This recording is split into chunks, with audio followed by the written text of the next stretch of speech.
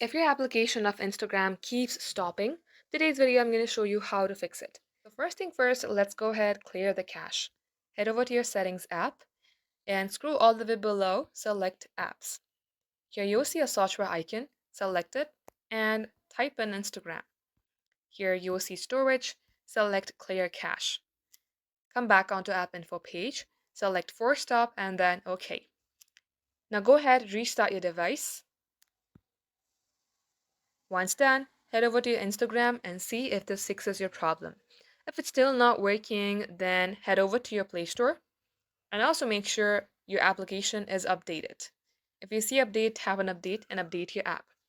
Now, lastly, if it's still not working and if the problem still persists, then you're going to have to uninstall the application itself. Long tap onto it, select uninstall, select OK, and then reinstall again from your Play Store or App Store. Once done, this will definitely fix your problem.